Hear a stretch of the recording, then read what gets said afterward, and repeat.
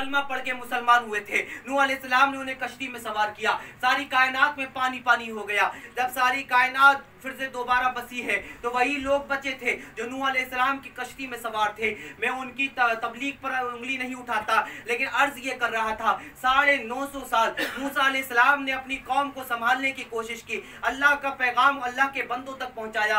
950 साल में सिर्फ चंद लोगों कलमा पढ़ के मुसलमान हुए थे, चंद लोग ईमान वाले हुए थे, लेकिन मेरे मुस्तफा की बात ही कुछ और है। कुछ है 950 साल तबलीग की थी तो सिर्फ चंद लोग कलमा पढ़ के मुसलमान हुए थे, लेकिन मेरे हुजूर ने सिर्फ 23 साल तबलीग की है। जब मेरे हुजूर इस दुनिया से जाहिरी तौर पे तशरीफ ले जाने लगे तो 6.5-7 लाख लोग कलमा पढ़ के अल्लाह के रसूल के चाहने वाले सारी कायनात में नजर आ रहे हैं। दोस्तों अर्ज ये कर रहा था कि वही बाप था जो अपनी बच्ची को जिंदा दफन कर दिया करता था, ये चंद साल की तरबियत थी, वही ख्वाहिश कर रहा है ये अल्लाह मेरे यहाँ भी एक बेटी हो जाए।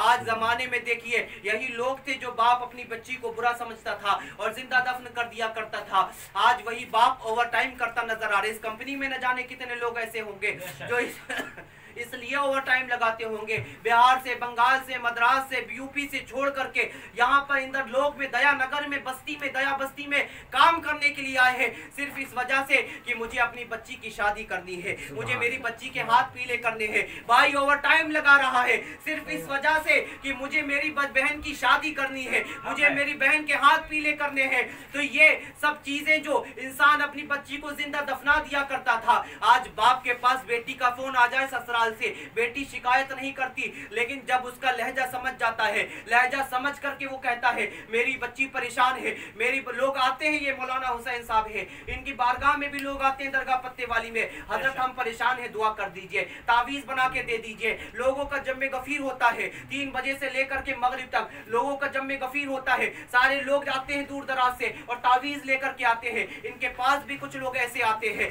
जो ये कहते हैं कि बच्ची ससुराल में परेशान है, दुआ कर दीजिए, तावीज बना दीजिए, हमारे लिए तावीज कर दीजिए कि हमारी बच्ची को ससुराल वाले परेशान ना करे। बच्ची शिकायत नहीं कर रही है, सिर्फ फोन पे बात करती है, उसके लहजे से बाप समझ जा रहा है कि मेरी बच्ची परेशान है, इधर बुढ़ापे में मजदूरी कर रहा है, ओवर टाइम लगा रहा है, सिर्फ उस बच्ची से इसलिए कि मुझे मेरी बच्ची की शादी करनी है। भाई ओवर टाइम कर रहा है सिर्फ इस वजह से कि मुझे मेरे बहन के हाथ पीले करने हैं। तो जब पूछा जाएगा कि बाप के लहजे में बेटी के लिए इतनी मोहब्बत किसने डाला, भाई के लहजे में इतनी मोहब्बत किसने डाला, तो आवाज आएगी मीलाद वाले रसूल ने डाला। ये हुजूर के आने की बरकत है, क्या भाई बहन का प्यार नजर आ रहा है, हुजूर के आने की बरकत है। मैं यूं अर्ज कर रहा था दोस्तों और बुजुर्गों, हुजूर अलैहिस्सलाम के आने से पहले कायनात में अंधेरा ही अंधेरा था, अब हुजूर आ गए हैं। हुजूर इरशाद फरमाते हैं सुनो सुनो कि तुम लोग ऐसे लोग हो दुरूद शरीफ पढ़िए अल्लाहुम्मा सल्ली अला सय्यिदिना हबीबना सफीना नबीना व मौलाना मुहम्मद बारिक वसल्लम सल्लल्लाहु अलैहि या रसूलुल्लाह सल्लल्लाहु अलैहि वसल्लम।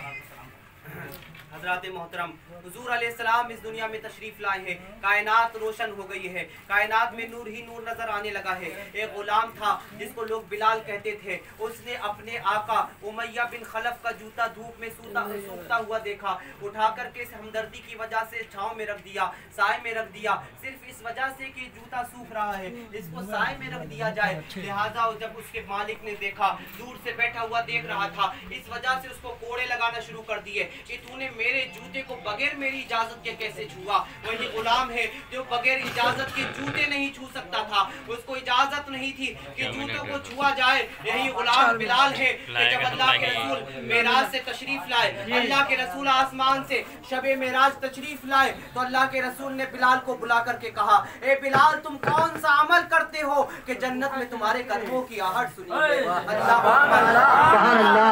जो बगैर इजाजत के जूते नहीं छू सकते थे, अल्लाह ने वो ताब ताकत अता कर दी। अल्लाह ने इस्लाम में आने की बाद, हुजूर के मिलाद में आने के बाद वो बरकतें अता कर दी। अल्लाह तबारक व तआला ने के ज़माने के तो वो गुलाम थे, मगर हमारे आका अलैहिस्सलाम की गुलामी में आने के बाद ज़माने के इमाम बन गए।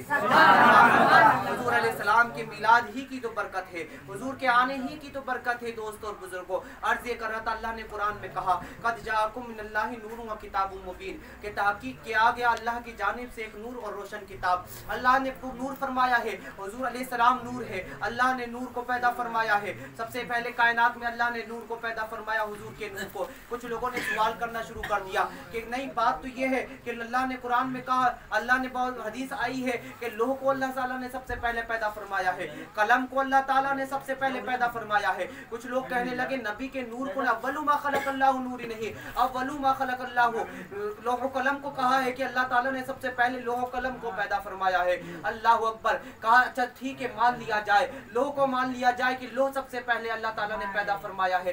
कलम सबसे पहले मान लिया जाए कि कलम को अल्लाह ताला ने पैदा फरमाया है।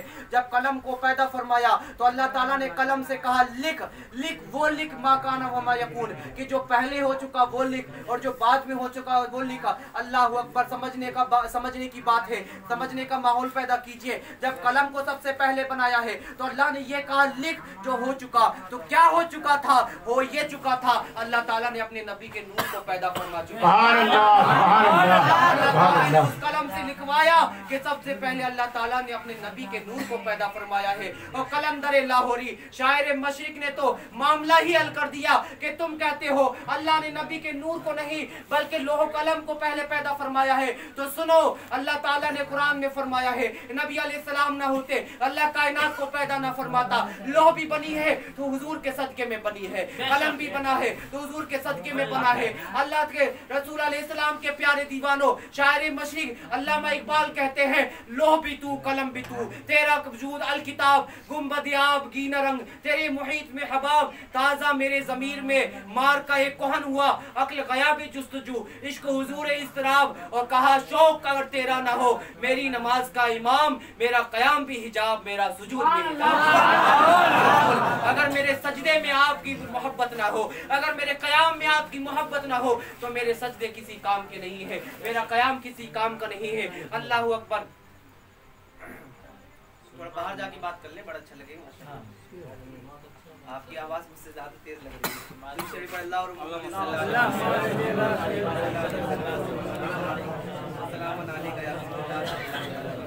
शायद मुझे लग रहा है कि बहुत ज्यादा उनकी कोई बहुत अहम बात होगी, इसलिए लग रहा है कि नहीं। अर्ज ये कर रहा था कि सबसे ज्यादा हुजूर की बात अहम है, हुजूर से ज्यादा कोई अहम नहीं है।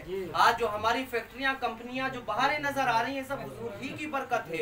अल्लाह ताला अगर हुजूर को नहीं पैदा फरमाता ना हमारी कोई कंपनी होती, ना कोई फैक्ट्री होती, ना हमारी दुकान नजर आती, ना हमारे मकान नजर आते। ये सब आमिना के लाल के कदमों की बरकत है जो कायनात नजर आ रही है, चरागा नजर आ रहा है। हुजूर ही के सदके में अल्लाह ताला ने हमें जान अता की है। अल्लाह ताला ने हमारे हाथों को भी पैदा किया है, अशरफुल मखलूकात बनाया है। अल्लाह ताला ने दिमाग भी दिया है, आंखें भी दी है, जुबान भी दिया है। अल्लाह ताला ने तमाम जिस्म को पैदा किया है और इनका सबका कोई ना कोई काम है। देखिए हमारे हाथ है ये काम करते हैं, हमारे पैर हैं जो चलने का काम करते हैं, हमारी आंखें हैं जो देखने का काम करती है, हमारी जुबान है जो बोलने का और चखने का काम करती है, हमारी नाक है जो सूंघने का काम करती है, हमारे कान है जो सुनने का काम करते हैं। अल्लाह ने तमाम आज़ा को पैदा किया तो किसी न किसी मकसद के लिए पैदा फरमाया। हाथ से काम करने के लिए है, पैर चलने के लिए है, लेकिन जब सबको अल्लाह ताला ने किसी न किसी मकसद के लिए बनाया है तो फिर एक ऐसी चीज है जिसको लगता है जाहिरी देखने के बाद लगता है ये किसी काम का नहीं है, जिसको दिल कहा जाता है। लेकिन सबसे ज्यादा जिस्म में अहम वही है, अगर वो धड़कना बंद कर दे इंसान मर जाया करता है, अगर उसमें कोई चीज चली जाए तो इंसान मर जाया करता है। वही दिल है जो सबसे अहम होता है, लेकिन जाहिर में वो किसी काम का नजर नहीं आता। हाथ है काम करने के लिए समझ में आते हैं, पैर है चलने के लिए समझ में आते हैं, आंखें देखने के लिए समझ में आती है, कान सुनने के लिए समझ में बात आती है, लेकिन दिल है वो किस लिए है? तो सुनो आशिको, हाथ काम करने के लिए है, पैर चलने के लिए है, कान सुनने के लिए है, जुबान बोलने के लिए है। ये जो दिल है ये मुस्तफा से प्यार करने के लिए है। अल्लाह ने इसे बेकार नहीं फरमाया, जबकि हमें दिल भी दिया है तो एक दिलदार भी दिया है, अल्लाह ताला ने हमें दिलबर भी दिया है। अल्लाह अकबर, ये दिल है। अल्लाह ताला हमें और आपके दिल में हुजूर की मोहब्बत अता फरमाए। आखिरी बात ये बताना चाहता हूँ, अल्लाह के रसूल दुनिया में तशरीफ लाए। अल्लाह ने कुरान में कहा कद जाकुम मिनल्लाहि नूर, अल्लाह ने नूर भेजा है। अल्लाह ताला ने सबसे पहले मेरे नबी के नूर को पैदा फरमाया है। यही नूर के बारे में हज़रत आमिना रज़ियल्लाहु ताला अन्हा फरमाती है कि जब हुजूर पैदा हुए तो इतना नूर चमका कि मक्के से मैंने मुल्क शाम की गली और महल्लात को देख लिया है। हज़रत आमिना भी नूर कह रही है। हज़रत हलीमा सादिया हुजूर अलैहिस्सलाम को अपने घर लेकर के जाती है। 5 साल तक हज़रत हलीमा सादिया ने अपने घर में रखा। हुजूर को 5 साल तक हुजूर को अपनी किफालत में रखा है, लेकिन अपने घर का चिराग रात में भी बंद नहीं होता था। हज़रत काजी सनाउल्लाह पानीपती रहमतुल्लाह अलैह फरमाते तफसीर मजहरी में कि जब लोगों ने उनके आस पड़ोस में रहने वाली औरतों ने कहा, ए हलीमा, क्या तू बहुत ज्यादा अमीर हो चुकी है? तू क्या बहुत ज्यादा अच्छी हो चुकी है? क्या तेरे हालात बहुत ज्यादा बदल चुके हैं? तेरे घर में तो खाने के लिए चीजें नहीं हुआ करती थी, महीनों महीनों तेरे घर में अनाज नहीं पकता था, सिर्फ दूध से गुजारा हुआ करता था। अब तू इतनी अमीर हो चुकी है कि तू अपने घर का चिराग रात में भी बंद नहीं करती है। तो हजरत हलीमा सादिया फरमाती है कि सुनो सुनो, मैं रात में चिराग को बंद नहीं करती, मैं घर चिराग तो जलाया ही नहीं करती हूँ, इसीलिए कि मोहम्मद रसूलुल्लाह जिस दिन से मेरे घर में तशरीफ लाए मुझे चिराग जलाने की जरूरत नहीं पड़ी। की बरकत है कि सारा घर जगमगाता है और लोगों को ये लगता है कि रात में भी मैं चिराग जलाती हूँ। किसी कहने वाले ने कहा सरवरी अच्छी लगी, न खुसरवी अच्छी लगी, हम मदीने की गली अच्छी लगी, नाज कर तू ए हलीमा सरवरे कौनैन पर, घर लगी अच्छी तो तेरी झोपड़ी अच्छी लगी। झोपड़ी के सदके में सारी कायनात के महलों की महलात नजर आ रहे हैं, सारी कायनात नजर आ रही है। हजरत हलीमा सादिया रज़ियल्लाहु ताला अन्हा भी कहती है कि मेरे घर में जब से ये चिराग आया है, ये वो चिराग है जिस चिराग को कयामत तक बुझाया ना जा सकेगा, बल्कि कयामत के बाद भी नहीं बुझाया जा सकता। ये वो नूर है जिसको ना बुझाया जा सकता है ना मिटाया जा सकता है। अल्लाह अकबर। दोस्तों और बुजुर्गों, हजरत हलीमा से जब उन्होंने कहा, हजरत हलीमा से जब उन्होंने इतना कहा कि तुम बहुत ज्यादा अमीर हो चुकी है, तो हजरत हलीमा ने तसव्वुर में कहा होगा, हाँ हम अमीर तो हो ही गए हैं, इसलिए कि जिसके पास कमली वाले आका की निस्बत वो अमीर हो ही जाया करता है। अपने आप को कभी कमजोर ना समझना, अपने आप को कभी गरीब ना समझना। आज जो सारी कायनात में जो लोग मुसलमानों पे जुल्म कर रहे हैं, पैसों की बिना पे, दौलत और हुकूमत की बिना पे जुल्म कर रहे हैं, तो सिर्फ वो दुनिया ही के लिए है। अल्लाह ने कुरान में फरमाया, ज़ुय्यना लिल्लज़ीना कफ़रुल हयातुद दुनिया यस्खरूना मिनल लज़ीना आमनू, ये दुनिया की जो ज़ेब ज़ीनत इसको देखकर काफिर ये समझते हैं